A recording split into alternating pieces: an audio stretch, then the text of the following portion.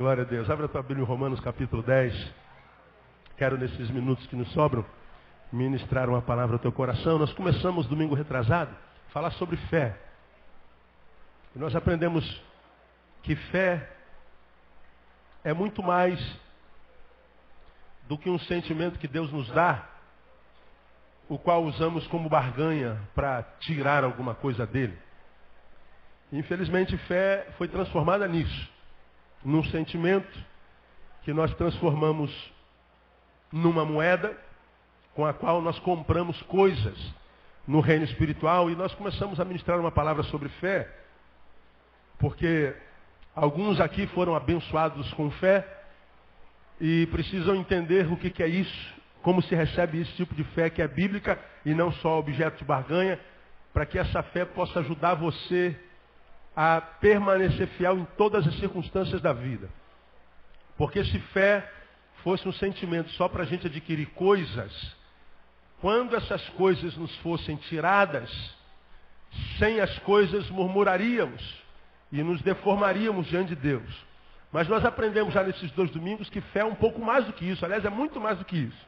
Então nós aprendemos que fé, ela nos salva, pela graça sois salvos por meio da fé. Pela fé nós vencemos o mundo, está lá em 1 João capítulo 5, versículo 4. Esta é a vitória que vence o mundo, a saber, a vossa fé. E nós somos uma geração de crentes que tem sido vencido pelo mundo. É só você entrar em qualquer igreja do Brasil e do mundo. E vamos nos ater ao Brasil, porque no mundo tem sido um fracasso. Se nós formos para a Europa é conhecida sociologicamente falando hoje como Europa pós-cristã.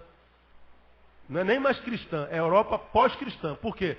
Foi onde nasceu o cristianismo, de onde o cristianismo foi para as Américas, América do Norte. A América do Norte trouxe para o Brasil e todo mundo foi evangelizado e começou pela Europa. E hoje a Europa já não tem mais evangelho. Já é sociologicamente conhecida como a Europa pós-cristã. Cristianismo inexiste. Né? Os grandes e megas templos foram transformados em boates, transformados em depósitos de empresas. Então, a igreja cristã na Europa já quase inexiste. Não é?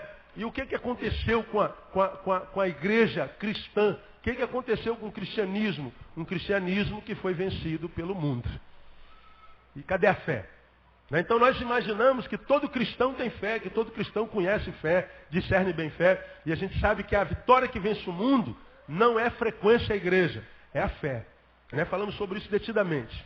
Falamos que a fé nos justifica diante de Deus.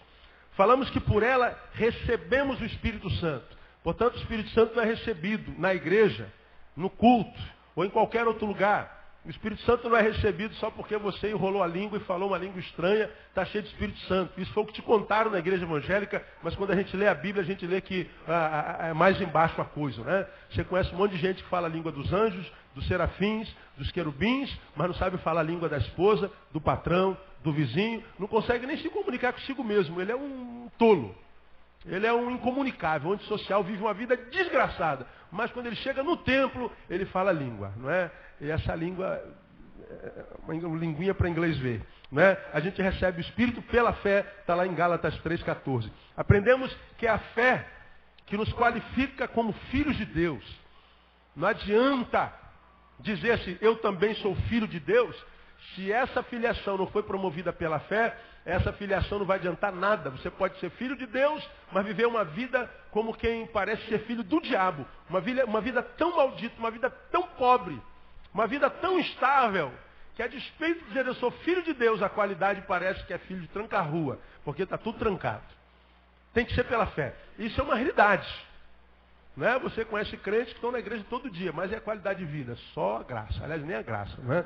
Então, o que nos qualifica como filhos de Deus é a fé. Gálatas 3,26. E aprendemos que a fé não é privilégio concedido a todos. A fé não é de todos. Então, se eu tenho fé, pelo menos digo ter, eu tenho que valorizar isso em mim e desenvolver isso, pelo menos conhecer o que é isso, para que isso possa transformar a minha vida numa vida que vale a pena. 2 Tessalonicenses 3,2.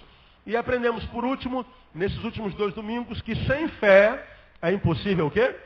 Agradar a Deus. Então, meu irmão, se você não conhecer a fé, você pode se transformar no frequentador de cultos, vai viver de campanha em campanha, de obra em obra, de monte em monte, de morro em morro, de jejum em jejum, né? Vai mudar a roupagem, vai mudar a linguagem, vai se transformar num evangélico religioso ao extremo e tal, vai ficar aqui tentando agradar a Deus e não vai agradar absolutamente.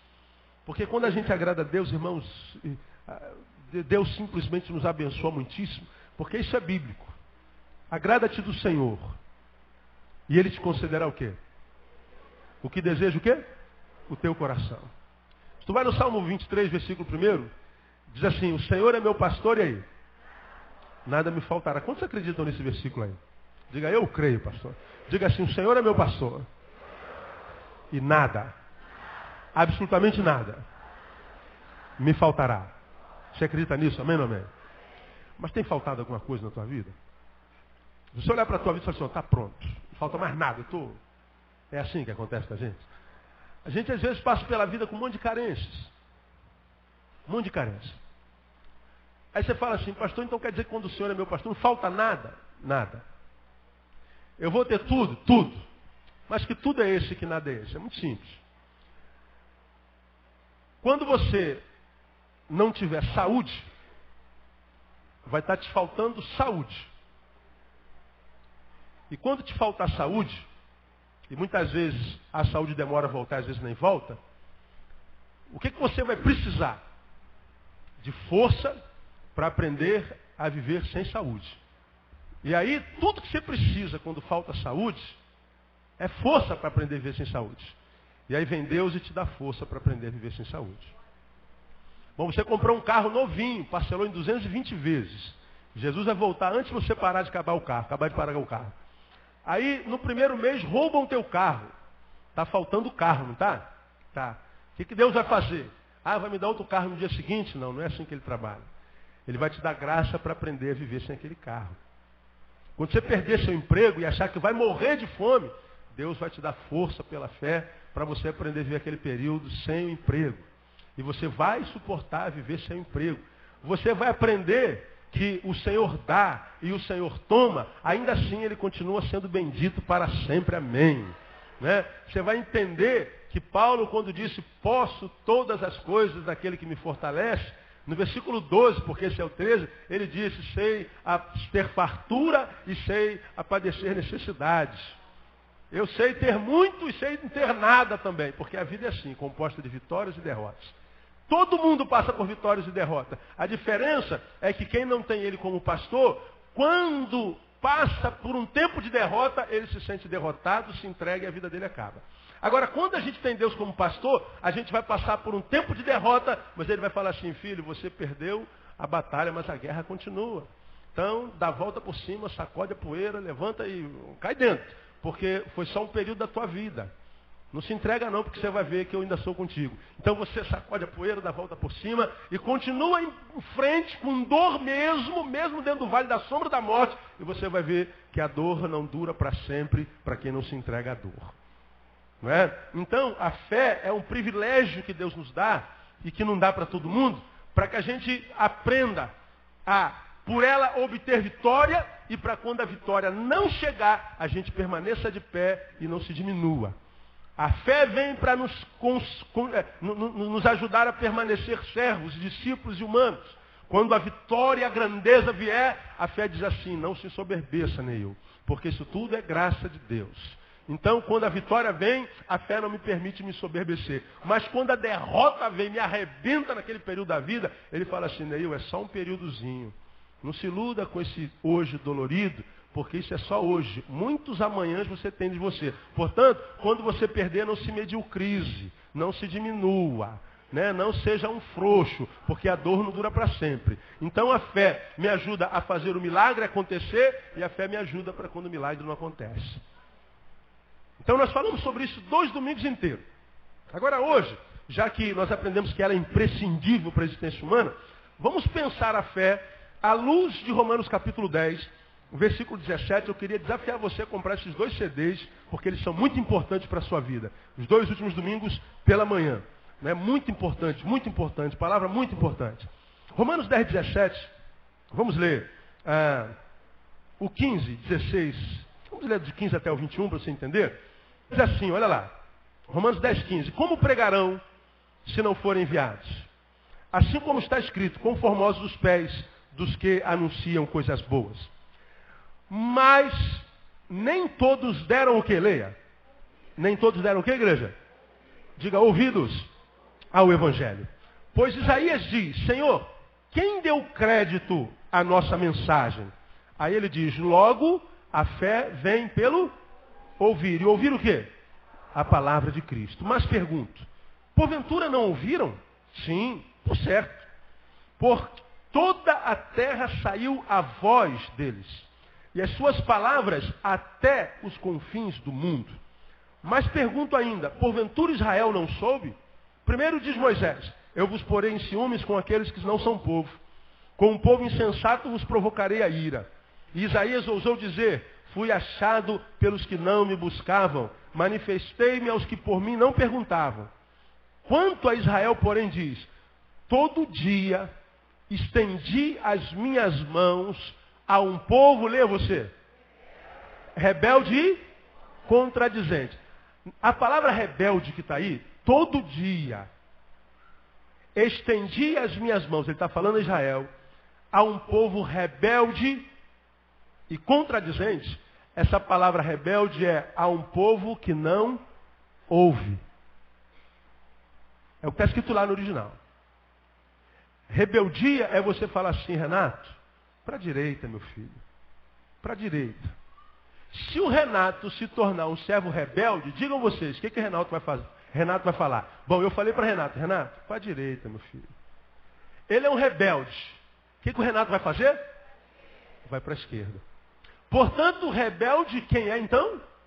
O que não ouve. É o ouvido que faz de uma pessoa diante de Deus um rebelde, um servo da rebelião ou não. Renato, é para onde você tem que ir, Renato? Para a direita, Renato. Tua direita. Mas você foi para onde, Renato? Para a esquerda, para a tua esquerda. Então você é um rebelde. E Deus está dizendo aqui que Israel foi assim. Um povo rebelde.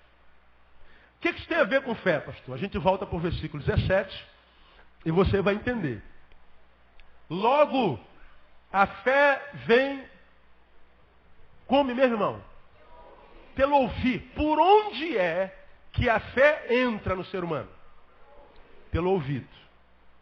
Ah, pastor, eu quero tanto que a minha fé seja aumentada. Oh, Deus, aumenta a minha fé. Ora, se a gente diz assim, Senhor, aumenta a minha fé, a gente está pedindo para o Senhor fazer o que então? Quem seria capaz aí? Aumenta a minha orelha. Me dá um orelhão desse tamanho.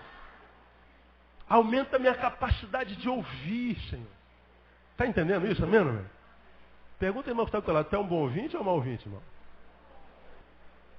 Se há um órgão importante na nossa vida, é o ouvido. Agora, Aline, se a gente está falando de ouvido, esses meninos não ouvem. Será que eles não têm fé? Tem. Eles ouvem como? Pelos olhos. Eles estão me ouvindo pelos olhos, não é? Pelos olhos. Então, quando a gente fala ouvir, a gente não pode resumir a audição à capacidade de perceber sons. Lembra da máxima dos puritanos ingleses do século XVI? Já preguei sobre isso aqui. O que tu fazes fala tão alto que eu não consigo ouvir o que tu dizes. Porque você me diz uma coisa, mas vive outra. E esse teu falar e o teu agir destoam tanto que eu não consigo ouvir o que a tua boca pronuncia. Eu consigo ouvir o que a tua vida diz. Então eu te ouço com os olhos. Então ouvir que gera fé é um ouvir que pode entrar pelo ouvido ou pelos olhos ou de qualquer outro meio na nossa vida, mas que é retido em nós, permanece em nós, e que de tal forma permanece em nós que produz mudança na nossa vida, produz mudança no nosso modus vivendi, no nosso modus operandi, que de tal forma é recebida enquanto palavra ou enquanto sinal, ou enquanto percepção humana, que à medida que vai entrando, vai mudando o que já é em mim. E à medida que eu vou mudando, eu estou mudando. Como é que eu sei que eu estou mudando? A partir da forma como eu reajo à vida. A partir das minhas produções.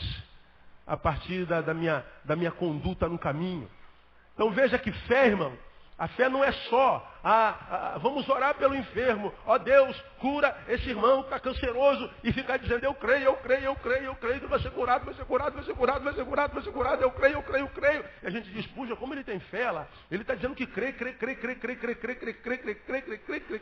E ele crê. Olha que fé, olha como é que ele crê. Ele chega a estar arrepiado, aleluia, ele vai começar e tal. Aí a emoção vai tomando a gente, e a gente, eu creio. Mas se a irmã morre, às vezes a tristeza o toma até o fim da vida dele, que ele nunca mais vai conseguir celebrar a vida porque se decepcionou com Deus, porque Deus não honrou a fé dele. Deus, eu estou decepcionado contigo, porque eu clamei com tanta fé e o Senhor não me ouviu. Vai enfraquecendo, daqui a pouco cai no time do ex-crente. Afastado da igreja, irmão? Me aborreci, pastor. Está afastado da igreja, irmão? Eu tive alguns problemas aí, pastor.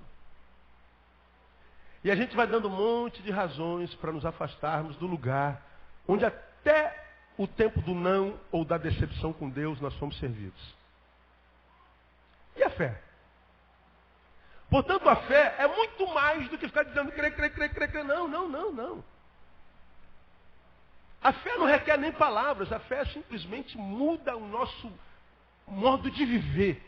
O nosso modo de encarar a vida. A fé, amado, é exatamente o oposto do que a gente tem entendido no caminho esses anos todos. Não é uma moeda para fazer coisas acontecerem. Quando nós temos a fé que entra pelo ouvido,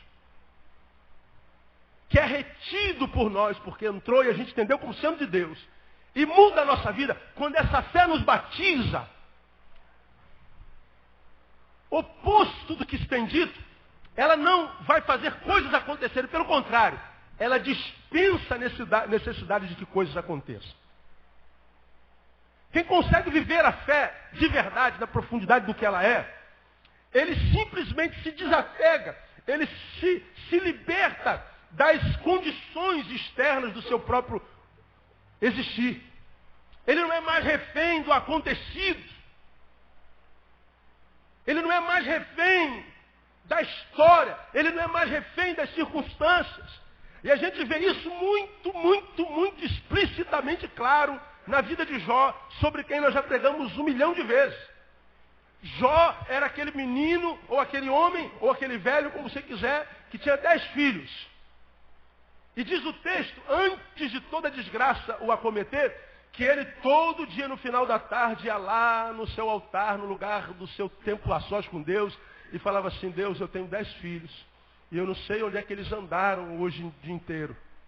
Mas eu estou aqui, ó Deus, para pedir perdão por cada um dos meus filhos. Ele citava o nome de cada um. Caso, quem sabe, um deles tenha cometido algum pecado contra o Senhor, eu estou lhe pedindo perdão de antemão. Era um homem que era o homem mais rico da terra e que era, todavia, embora mais rico, mais simples, de tal forma temente a Deus e apaixonado por ele, que ele pedia perdão pelos pecados do filho que ele nem sabia se haviam sido cometidos. Vai que eles cometeram. Perdão, Deus. Eu não quero que meus filhos magoem teu coração e nem quero que eles sejam motivo de decepção para ti. Era assim que era Jó, fiel. De tal forma que Deus se faz menino. Parece que Deus é um menino perto de Satanás. Quando diz assim, Satanás, viu meu servo Jó? Como na terra não tem ninguém íntegro como ele. Veja que a vida de Jó já era um motivo de playground para Deus. Deus se divertia quando estava junto de Jó. Deus se alegrava quando estava junto de Jó. Deus, quando estava com depressão, ele ia passar um tempo com Jó. E ele se alegrava com Jó. Aí Satanás diz assim, também, dando o que o Senhor dá a ele, até eu seria fiel, né? Aí Deus finge que entrou na conversa de Satanás. Como assim? Você acha que ele é fiel a mim só porque eu dou coisa a ele? Claro, Senhor. Se tu tirar tudo, ele blasfema contra ti. Aí Deus falou assim, portanto, tudo que ele tem é teu. Só não toca no que ele é. Aí o diabo desce. Arrebenta com filho, bens, casa, tudo. E Jó diz, bom, nu saí do ventre da minha mãe, e nu eu vim ao mundo, e nu eu sairei do mundo. O Senhor deu, o Senhor o tomou. O que ele diz depois? Bendito seja o nome do Senhor. E não pecou Jó. Aí levanta-se a mulher dele. Fala assim, amor, você não está vendo o que está acontecendo com a gente não? Tô. Como é que você diz que bendito seja o nome do Senhor? Porque Deus é bom. Receberíamos bem de Deus e não mal. Eu imagino que a mulher saiu da presença dele e Jó começou a aparecer ferida no corpo dele. De tal forma ele ficou purulento, cheio de feridas, que ele não tinha mais pele lisa como a nossa, ele era casca. E ele pegou um caco de telha e foi tirando as cascas. Virou um leproso, virou mendigo. Perdeu filhos, bens, família e saúde. Por último, perdeu a mulher que chegou perto dele e falou assim, meu amor, você não leva mal não, mas você é muito trouxa. Você já perdeu tudo e continua fiel a esse Deus. Você acha que vale a pena ser fiel a um Deus como esse nosso? Que permite que você passe pelo que você está passando? Amaldiçoa logo esse Deus e dá um tiro na cabeça e se mata. Amaldiçoa logo Deus e morre. Porque na teologia da mulher de Jó, como já preguei aqui, não vale a pena servir a Deus sem receber alguma coisa dele. Só vale a pena servir a Deus, meu amor Jó, se Deus nos der alguma coisa. Porque se Deus não nos der nada, vale de que servir a Deus? Amaldiçoa logo a ele e se mata logo. Aí Jó fala assim, meu Deus, perdi meus filhos, perdi meus bens, perdi minha saúde, agora estou perdendo a minha mulher também. Porque ela enlouqueceu.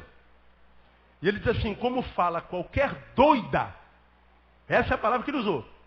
Como fala qualquer doida, assim falas tu. Receberíamos o bem de Deus, não receberíamos o mal? Como quem diz assim, esposa, na tua teologia, só vale a pena servir a Deus se a gente receber alguma coisa dele, na minha não. Se a gente recebe ou não recebe, vale a pena servir a Deus. O Senhor me deu, o Senhor me tirou. E ele continua sendo bendito. Na teologia de Jó, Deus não precisa fazer nada. Deus está me tirando tudo. Ele está dizendo, eu continuo devedor à graça de Deus. Da onde vem isso, irmão? Da onde ele tira isso? De uma fé que faz com que a alma do indivíduo conheça a graça de Deus, que Jó ainda não sabia discernir, porque ainda não era a Bíblia no tempo dele. Graça de Deus e paz de Deus, que no Novo Testamento é chamado de uma paz que excede o quê? Todo entendimento. Uma paz que, se fosse entendida pelos homens, seria uma paz que existiria, habitaria em nós, só quando coisas certas acontecessem conosco, coisas boas, mas uma paz que foge de nós quando coisas ruins acontecem. Só que a fé gera essa paz, que quando acontece coisa boa, ela permanece comigo. Quando a desgraça me alcança, a paz permanece comigo. E essa paz é a presença do próprio Deus que nos transforma na sua casa, na sua habitação.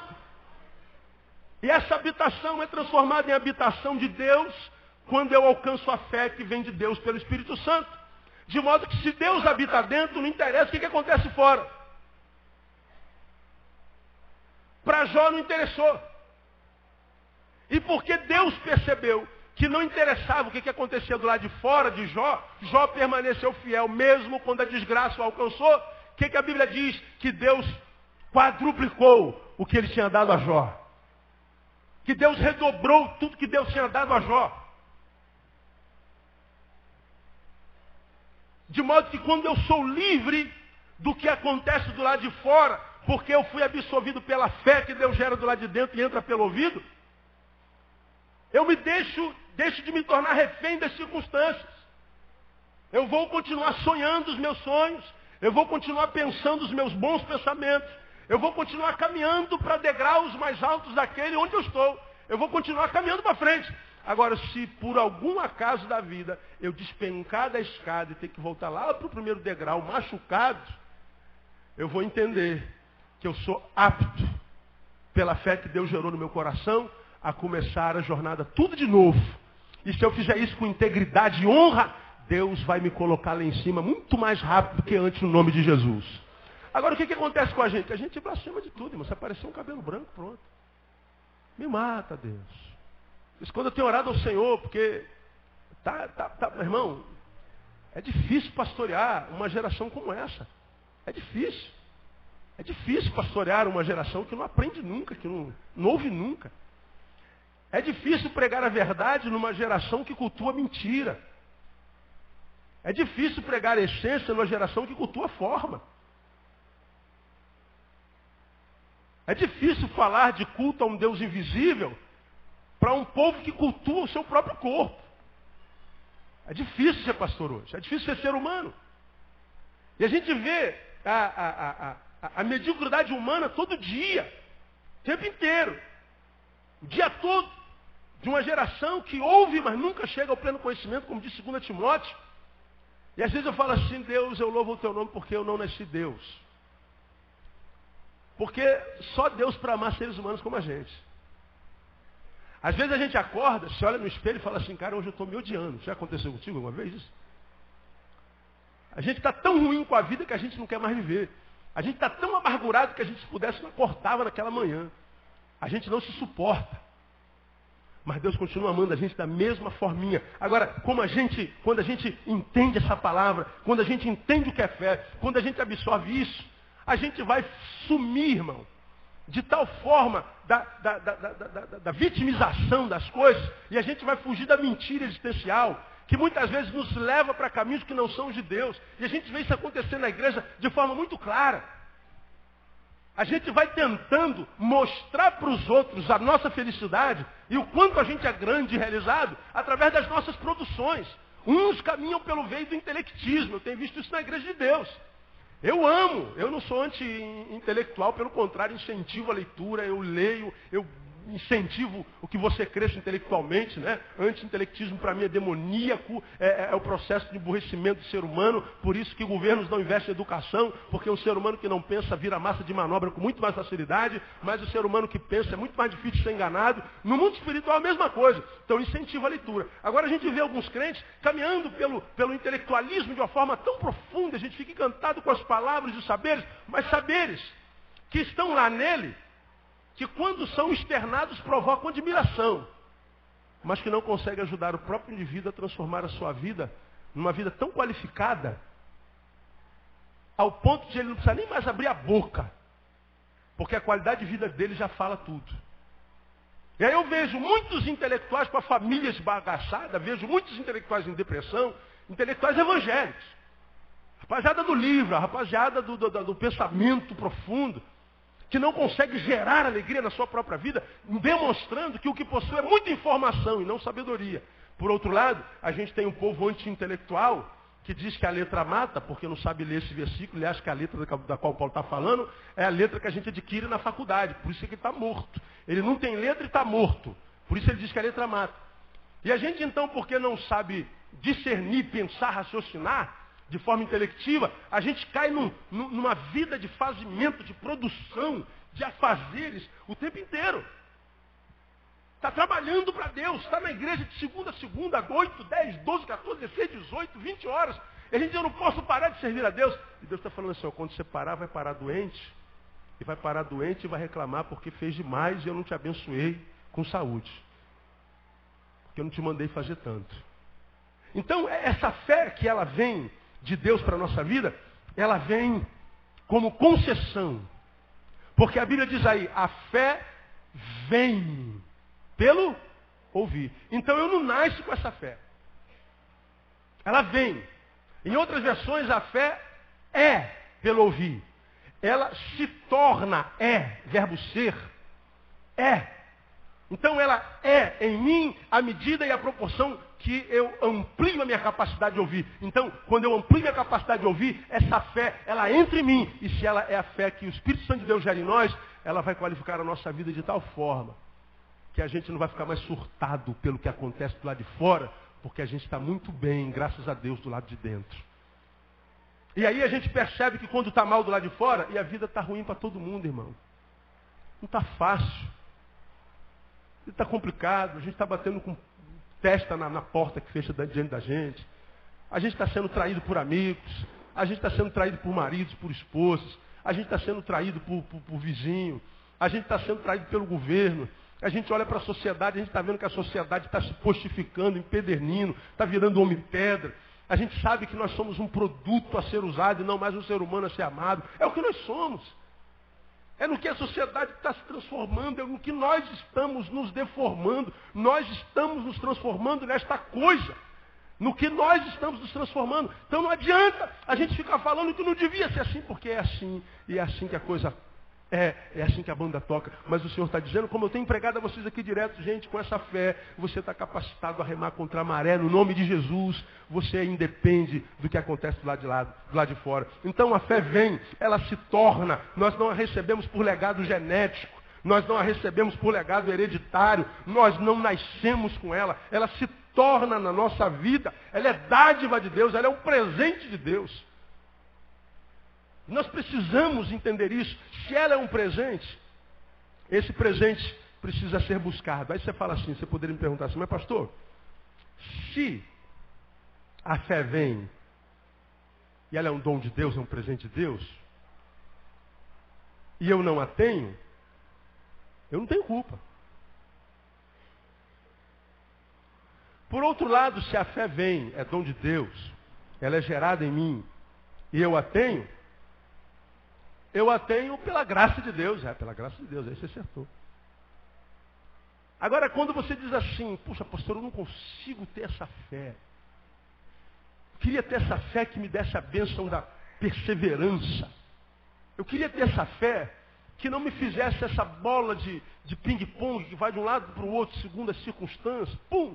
Leva para lá, leva para cá. Um dia eu estou cheio da unção, outro dia eu estou cheio de aço fúrico. Um dia eu estou no monte, um dia eu estou no vale. Um dia eu estou no óleo, outro dia eu estou no congelador. A vida instável. Um dia eu estou com alegria assim, incomensurável. Mas no outro dia eu estou com uma tristeza que eu não consigo vencer. Como é que eu faço? Como é que a gente vence isso, pastor? Tem alguma dica? Pega um sermão daqueles que a gente ouve na televisão. 7 passos para a vitória. 12 passos para a aquisição da bênção. 8 segredos para a libertação total.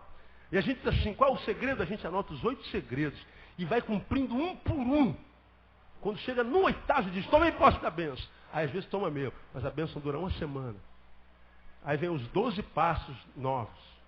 Depois mais 90 passos novos. E a gente vai de segredo em segredo. Sabe qual é o segredo, irmã? Não ter segredo. Não tem segredo. Não há segredo para a vitória. Não há segredo para a gente chegar lá. Como disse lá a própria madre, né? Não há caminho para a felicidade. O caminho é a felicidade. Como disse o Ed, felicidade não é o lugar onde se chega. É o meio como se vai. A felicidade se desenvolve no dia a dia, no todo dia. Portanto, não é o que eu faço, é como eu faço. Não é o que eu vivo, é como eu vivo. Então, eu sei que minha vida, para muitos de vocês, para não todos, para muitos de vocês é referência. Eu recebo centenas de e-mails semana, e você sabe muito bem disso. Grande parte desses e-mails é me perguntando, pastor, como é que o senhor conseguiu essa capacidade de discernir, de ler a palavra, de tirar da palavra saber, que às vezes quase ninguém vê? Como é que o senhor consegue aplicar isso? Como é que o senhor chegou lá? Ora, quem está aqui comigo desde 92, me conheceu moleque, como a família Oliveira, da irmã Geralda. Sei que a irmã Geralda está aí hoje, tá, irmã Geralda? Cadê? Ah, que bom ver a senhora aqui, irmã Geralda. A irmã Geralda me conhece desde moleque, fui criado com o neto dela, almoçando lá todo dia, não tinha onde comer para casa da irmã Geralda. E passava o dia inteiro na casa da irmã Geralda. Me conheceu moleque fazendo arte, né? Quem sabe como o moleque era tímido, como é que tinha complexo de inferioridade. Quem me viu no começo do meu pastoreio, se a irmã viesse calça comprida, não podia entrar na igreja. Se não podia usar calça comprida, não podia bater palma, não podia levantar a mão. Não é? Se o pentecostal falasse, paz do Senhor, pastor, eu dizia bom dia, só de raiva, porque a paz do Senhor já tem, não precisa me dizer a paz do Senhor. Não é? Era um batismo crônico, burrificante. Não é? Um cara que não se enxergava cheio de letra, mas sem sabedoria nenhuma. E pensava ser o tal. E aí a vida começa a mudar, a gente começa a se mutar, modificar. A gente começa a transcender a religiosidade, a forma, a projeção do inconsciente coletivo da própria igreja, de ser o que a sua igreja quer que a gente seja, de ser um objeto de consumo. A gente começa a transcender. Aí vai adquirindo uma humanidade que a gente vê assim, cara, vale a pena viver. Eu, pelo menos o Neil, quanto a mim, eu sempre digo para quem me pergunta, eu sou produto do que eu leio, eu sou produto das minhas relações. Eu me torno no que me torno e vou me tornando no que vou me tornando. E a quem interessar possa, no que eu sou e no que eu estou me tornando, eu estou amando muito. Gosto muito do que Deus está fazendo na minha vida, embora alguns abominem, mas alguns não têm como ver a minha vida, nem eu a sua, portanto, você vive a sua, viva a minha. No que Deus tem me transformado, eu tenho gostado muito, tenho curtido muito isso. Me tornando estou por causa do que eu leio e por causa daqueles com quem eu me relaciono. Eu sou produto da minha leitura e eu sou produto das minhas relações. Tem como melhorar isso aí? Tem. Livro, eu ouço com os olhos. Ali, ó.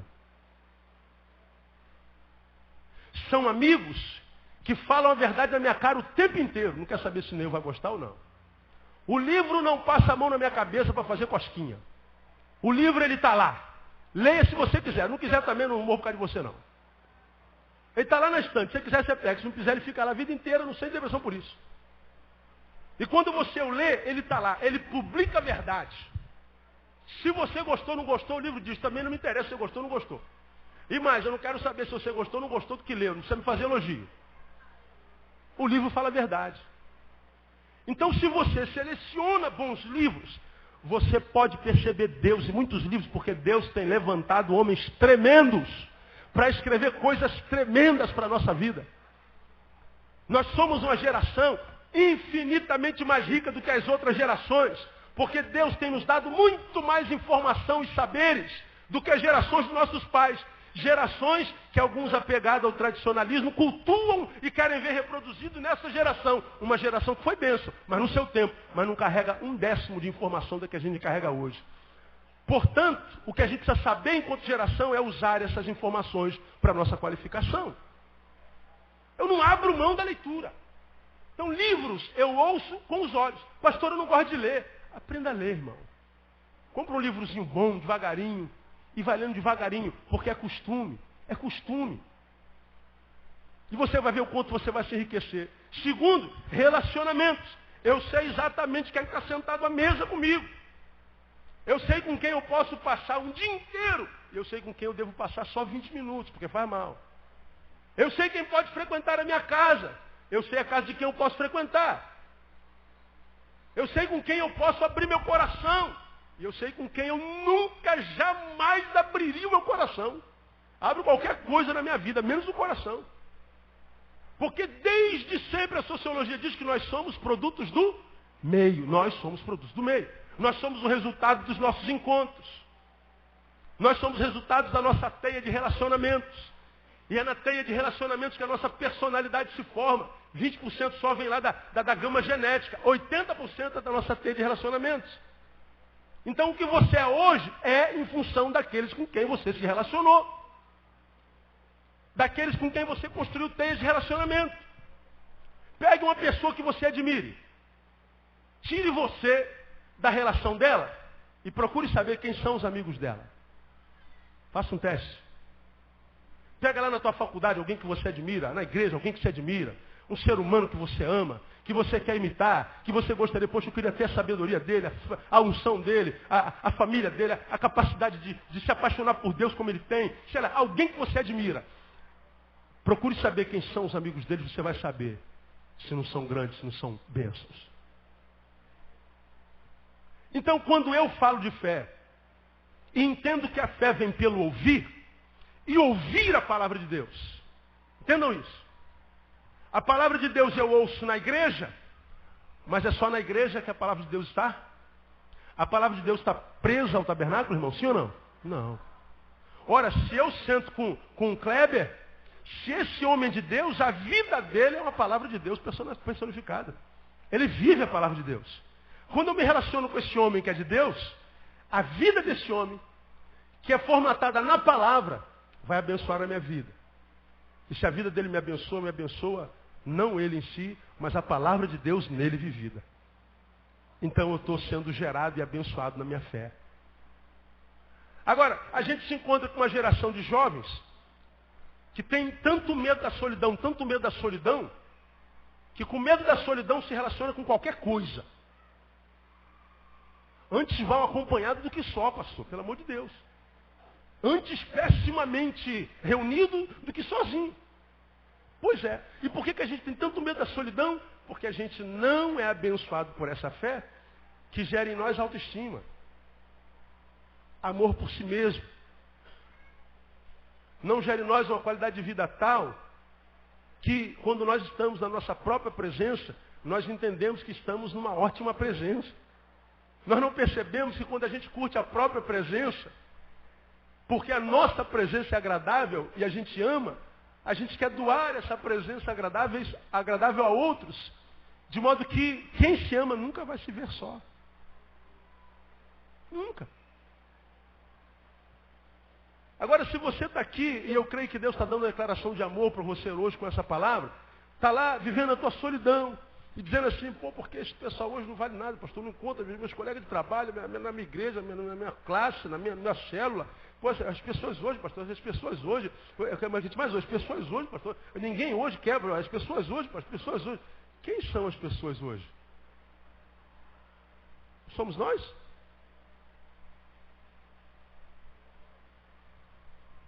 O problema não são as pessoas. Porque algumas pessoas que a gente diz, essas pessoas, são as mesmas pessoas que na vida de outros são uma bênção. São as mesmas pessoas que na vida de outros são canais de Deus para fazê-lo crescer e amadurecer. Que a gente diz assim, meu Deus, depois que você começou a namorar esse rapaz, como é que a tua vida melhorou? Ato contínuo nós ouvimos, nós pastores, na reunião de sexta-feira, uma mãe dando testemunho, eu louvo a Deus porque o namoro da minha filha acabou. Porque depois que a minha filha terminou o namoro, meu Deus, a minha filha deu um salto de qualidade e a mãe só faltou dar um culto de ação de graças. O que ela estava falando? A relação da minha filha estava fazendo muito mal para minha filha. Minha filha, depois que começou a namorar aquele menino, casou com aquele menino, com aquela menina, minha filha virou uma coisa, minha filha virou uma pessoa infeliz. Relacionamentos. Portanto, a bênção, minha irmã, do casamento não está em casar. Porque para alguns casar foi a pior besteira do mundo que fez. Está em achar a pessoa certa. E se não achar a pessoa certa, fique consigo. Porque você vai fazer um bom negócio no nome de Jesus. Então, quando eu falo que a fé é concessão, minha igreja amada, aprenda e entenda. Eu não estou falando só de vir à igreja ouvir a palavra do pastor Neil, ouvir a palavra, ouça a palavra do pastor Neil, que você vai ser abençoado. Ouça. Mas como a gente não pode estar na igreja todo domingo, toda quarta, a gente trabalha, a gente estuda, a vida é corrida, a agenda é atribulada, a gente não pode ir na igreja toda hora, a gente tem que fazer mais algumas coisas para transformar a vida numa vida que vale a pena. Não é só pelo ouvir com o ouvido, não é um ouvir técnico, não é um ouvir que é tão somente percepção de sons. Domingo que vem a gente continua com o ouvir, vou mostrar para vocês o que é ouvir enquanto percepção de sons. Mas não é só percepção de som, é relacionamento, é saber com quem eu sento. É saber os valores da pessoa por quem eu estou me apaixonando. Porque eu posso estar me apaixonando por uma furada. Então eu não vou alimentar essa desgraça só com medo da solidão. Porque a companhia pode me fazer muito mal. Eu preciso saber com quem eu estou sentando, com quem eu estou me relacionando. Há pessoas que a gente perde, irmão. Que é uma perda enorme, representa uma perda muito enorme para a nossa qualidade de vida. E pessoas que a gente não poderia perder de jeito maneira, porque são únicas no mundo, aquelas a respeito das quais Hebreus diz lá na Galeria da Fé, o mundo não era digno. Eu posso afirmar para você, no nome de Jesus, nós temos muitas pessoas no mundo hoje, das quais o mundo não é digno. E se essas pessoas de fato existem, você pode ter certeza, elas estão todas aí para você. Todas aí.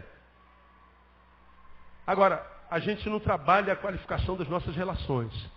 E não entende que a fé vem através das relações. Vem pelo ouvir. E ouvir tem a ver com influência, tem a ver com relacionamento, tem a ver com a palavra de Deus na vida de alguém que na minha vida é bênção, portanto é a palavra de Deus me abençoando através dele. Nós somos a morada desse Espírito onde a fé habita, e se nós somos essa morada, quando nos relacionamos com tais moradas, nós somos abençoados. Portanto, não entra nessa furada da sociedade pós-moderna que ninguém presta, ninguém vale nada. Por quê? Porque você casou 3 vezes, faliu. Então o homem não presta.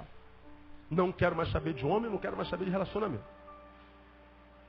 Não quero mais saber de comunhão na igreja, nem amizade na igreja, porque da outra igreja que eu vi eu me machuquei muito. Então eu não me permito mais me machucar. Então tu cria o teu gueto pessoal. Aí está lá dentro do teu gueto. Aqui ninguém mais me machuca. Verdade. Também ninguém mais te abençoa. Ninguém mais te enriquece. Ninguém mais troca contigo. Portanto, você virou uma ilha. Eu não conheço ninguém que vive em ilha que não cai em depressão. Que não enlouqueça. Porque quando a gente cria uma ilha para nós, a gente passa a viver uma vida antibíblica. Como, pastor? Não é bom que o homem esteja só. Não permitirei mais que ninguém me machuque, pastor. É uma boa decisão. Mas, por outro lado, um conselho. Prepare para se frustrar. Porque você vai ser ferido de quando em vez de novo. Aquela última dor que você sentiu no relacionamento não foi a última.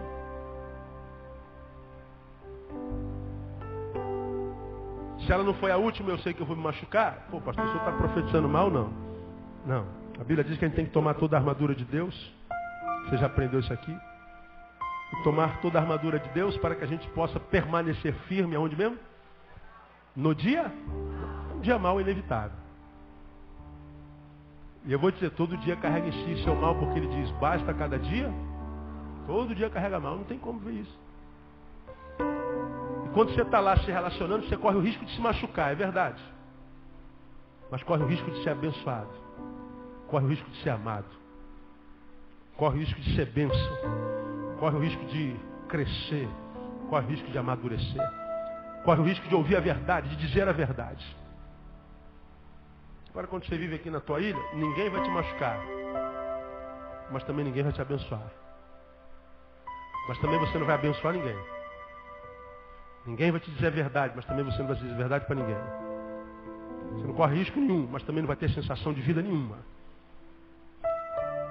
E você então não está sendo alcançado pela maldade de ninguém do lado de fora. Mas você já está sendo teu próprio Satã. Você está sendo seu próprio algoz.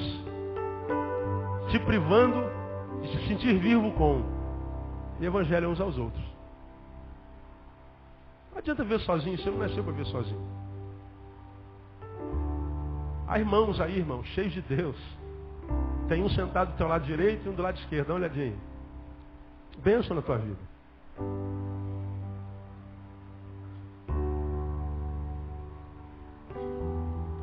Ah, mas eu não acredito em mais ninguém. Legal. Quando é que uma pessoa não acredita em mais ninguém? Quando ela não é confiável. Por que ciumento é tão ciumento ao ponto de se tornar dono?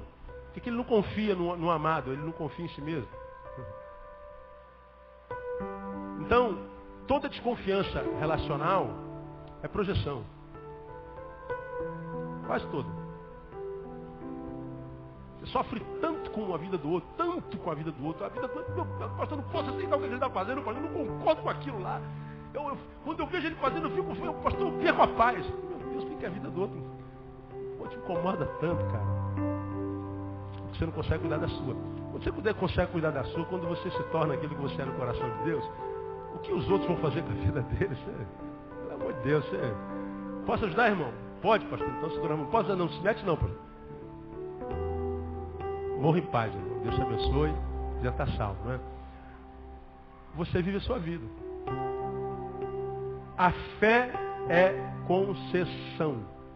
Ela vem e ela entra pelos ouvidos. E ouvir é mais do que perceber som. Ouvir é se relacionar. Portanto, pelo menos eu sou produto do que eu leio, do que eu ouço, portanto, e do que eu desenvolvo enquanto relacionamento do caminho. Com quem você tem se relacionado? Bota um exercício de casa. Terminei. Vamos ficar em pé para terminar? Esse exercíciozinho de casa. Pega todas as pessoas que você chama de amiga, a quem você ama e com quem você gasta muito tempo, bota no papel. Depois tenta fazer uma análise dos valores dela, da família dela, do que ela pensa de Deus, da vida, do mundo, do outro, do próximo. Você vai saber se você está entre bons ou entre maus amigos. Agora, se você perceber que tem gente lá cujos valores são extremamente adoecidos, isso não quer dizer que você vai parar de amá-la. Pastor, eu amo tanto essa pessoa, mas é tão linda, pastor, ela não vale nada, mas eu amo tanto, que ela é tão boazinha comigo. Pois é, tente abençoá-la com a tua vida. Agora, você percebe que a tua vida não interessa a ela enquanto valor, vai. Cai não, nego. Puxa, você está tão... Luciano, estou te achando tão distante, Luciano. Nada, impressão sua, amiga. Estou aí, você precisa de mim, pode contar.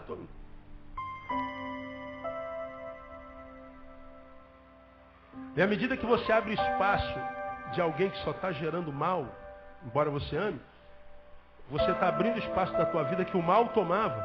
Portanto, esse espaço está aberto. Preencha com bem.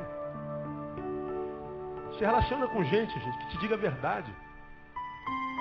Gente que te deixa em crise.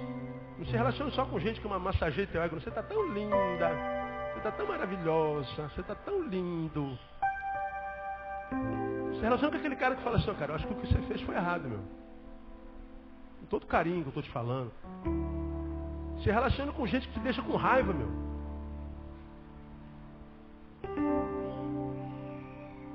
Se relaciona com gente que você está vendo que está construindo algo tremendo na vida dele, mesmo que esteja duro.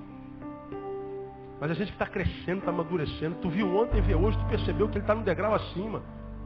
Aí você vai ver como é que essa fé aqui, ela vai robustecendo o teu ser. E você vai se transformando naquele ser que de repente você sonhou a vida inteira em ser. E você consegue perceber que daqui a pouco as coisas vão indo para o lugar devagarinho. Cara, meu Deus, o que está acontecendo aqui? Você vai começar a entrar em alguns lugares onde você entra todo dia. E você vai ver que as coisas estão no mesmo lugar, mas a forma de ver aquele lugar muda. Portanto, Deus não trabalhou do lado de fora, trabalhou dentro de dentro, trabalhou do lado de dentro. Aí a vida vai tomando sabor, tornando sabor. Aí tu tem uma perda aqui irreparável. E você diz, puxa vida, que pena que eu perdi isso aqui. Eu não queria nunca perder isso aqui. Mas você tem um monte de coisas boas e você vai seguir em frente. Não vai viver no óleo, no gelo, no fogo. Essa instabilidade que todo mundo vive. Todo mundo vive. Pastor, quando a gente alcança essa fé, a gente não tem mais fraqueza, pelo amor de Deus. Tem dia que eu acordo, que eu não me suporto. Tem dia que eu falo assim, amor, vai, prega lá hoje, lá faz qualquer coisa, que eu não vou para a igreja não estou afim de ver gente hoje, não estou afim de nada hoje, me leva, Deus, me mata. Né? Tem dia que eu estou assim. Aí quando o Neil acorda assim, aí o outro Neil fala assim, Neil, para de palhaçada, Neil. Para de palhaçada, você só tem essa vida para viver, seu trouxa. Você não está com vontade, vai sem vontade, que quando você faz sem vontade, Deus faz a vontade aparecer. E essa falta de vontade vai ficando para trás. Você não é escravo da tua vontade, você tem que ser o senhor da tua vontade. Então, meu camarada, deixa de ser besta e vai à luta. E a gente vai se arrumando com a cama nas costas, irmão. Vai na cama nas costas. Aí você vem se arrastando aqui. Daqui a pouco canta no tabernáculo. Bom dia, pastor. Vamos dar um abraço. Aí a criança dá um abraço, ó. Tá à vontade, está acabando o teu legado. Chega o outro, pastor, tem uma palavra para o senhor, pastor, quero contar uma bênção. Aí lá do portão até o gabinete leva uns 40 minutos sempre, né? Não tem jeito, a gente vai passando, vai parando. Quando chega no gabinete já está tudo bem. Quando não está tudo bem, irmão, quando a gente sobe aqui, o Senhor agora é contigo. Deus não decepciona. Toda vez que você entra aqui, Deus tem uma palavra para você, não tem, irmão? Agora, se dependesse do Neil, muitos domingos você não teria palavra nenhuma, porque eu não queria estar aqui. Mas estive, olha, se eu estou, por que você não pode estar? Pô, pastor, eu quero tanto fazer aquela prova, eu não consigo vir para o pré-veste, eu não gosto de estudar. Vem sem gostar, cara. Vem sem gostar para o pré-veste. Ah, eu vou ler um livro de qualquer jeito. Eu não gosto de ler, mas tu vai aprender a ler. Começa a ler O Futuro da Humanidade, começa por ele. É um livro que não dá para parar de ler. Ou compra o Vendedor de Sonhos. Pega esses livros que eu estou indicando para vocês, são livros bons. Compre o Leitor de Corações, não dá para parar de ler o livro. Aí quando você acabar de ler um livro, o primeiro livro que você acabar de ler, pô, tu estima, caraca, olha, ganhei na loteria, eu consegui acabar de ler um livro, que a maioria de vocês não consegue acabar de ler um livro. Começa bem no óleo, né? Chega na 30ª página, o diabo toma e já viu, cega os olhos, não rola. Audição e relacionamento. Deu para entender essa palavra, igreja? Amém ou não, amém? Relacionamento. Relacionamento. Domingo que vem eu vou falar sobre o ouvir técnico e o ouvir espiritual. Tem diferença? Tem. Ouvir técnico e ouvir espiritual. Você vai ver como é que se você aprender a ouvir, tua vida vai se transformar no nome de Jesus. Quando você recebe essa palavra aí? Aplauda o Senhor forte por ela. Kleber, vem cá. Vamos orar. Ore a Deus e agradece a Deus por esse culto, por essa palavra no nome de Jesus. Deus, te agradecemos mais uma vez, ó Pai, pela Tua palavra, Senhor, que Tu nos deste, ó Pai, que vieste ao nosso coração, ó Pai. Que nós possamos, Senhor, ter aprendido, ó Pai, saber, Senhor, escolher os nossos relacionamentos, Deus. Muito obrigado, ó Pai, pelos amigos que tem colocado nas nossas vidas, ó Pai. Pelo nosso pastor, Pai, que tem colocado colocado palavras na sua boca, Senhor, no seu coração para trazer para nós, ó Pai. Palavras vindas de Ti, ó Pai. Te pedimos, ó Pai, que abençoe a cada um que aqui esteve, ó Pai. Que nos leve, Senhor, guardados para as nossas casas, ó Pai. E que logo mais à noite possamos estar aqui para nos alegrarmos, ó Pai, juntamente com as crianças, Deus.